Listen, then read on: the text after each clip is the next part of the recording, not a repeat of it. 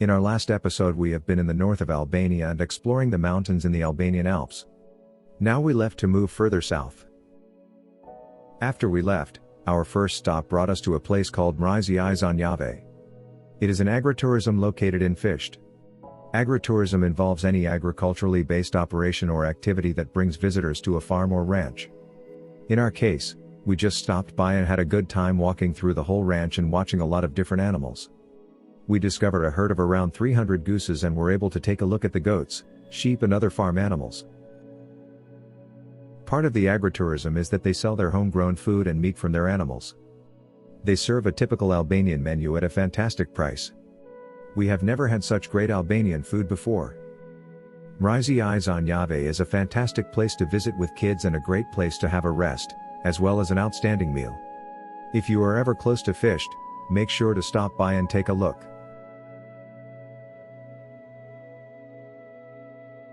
After our lunch, we had the great fortune to watch a goat giving birth to its calf. This was an absolute highlight for young and old.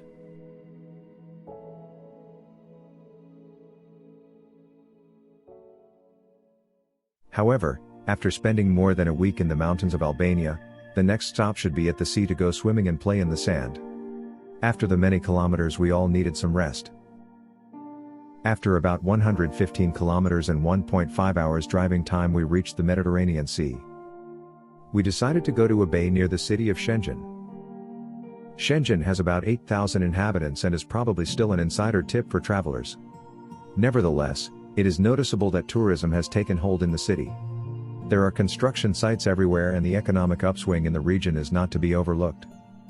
After crossing an old military area and leaving some brand new hotels behind us, we reached a beautiful beach. Luckily for us, there was a nice little bar on the beach with super nice owners. We were allowed to use the toilet and shower for free and were treated with fresh food every day. Since the bar is only accessible for 4x4 vehicles, there were only two groups of people on site. Travelers with 4x4 vehicles and locals with four-wheel drive cars. Nevertheless, we could watch every hour that vehicles, even with four-wheel drive, got stuck in the soft sand and had to be recovered. Often the recoveries would have been suitable as a how not to do example.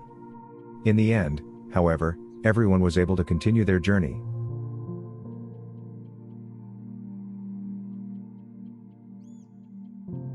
After the relaxing days at the beach, another visit to the mountains was on the schedule. The Lur National Park. In retrospect, this visit should turn out to be an absolute highlight of our trip.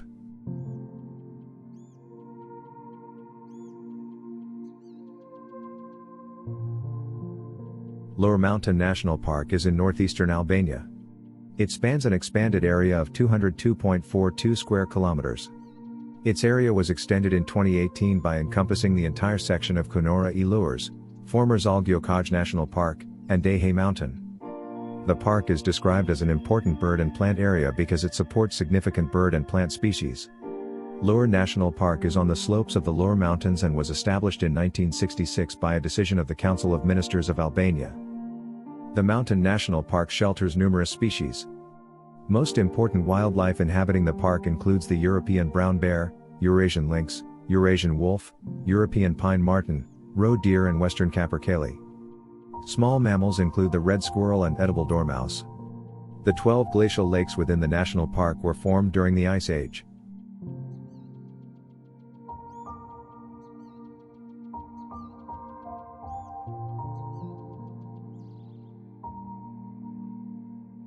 After a very nice evening with our travel acquaintance we experienced an unusually strong thunderstorm. Good that the next morning only the deep puddles and the one or the other fallen tree reminds of the thunderstorm.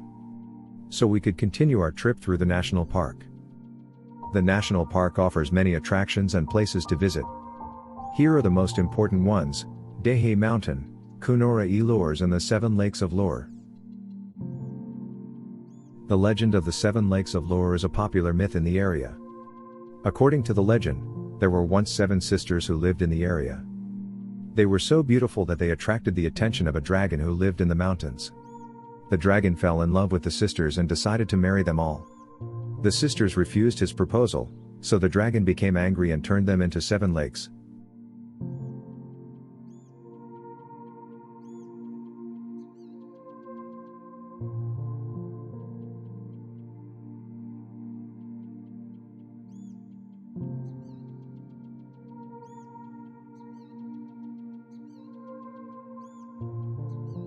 As is often the case in the mountains, Lur National Park is home to a number of cemeteries and memorials.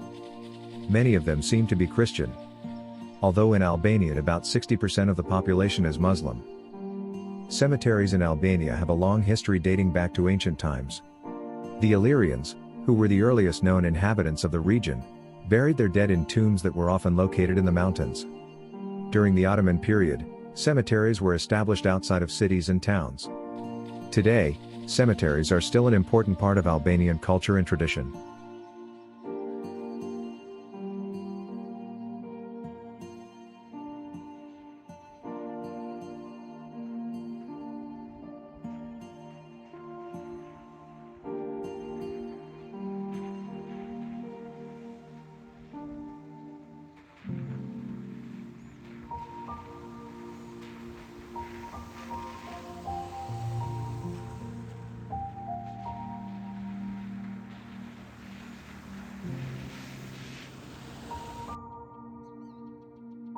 We continued our journey through the national park.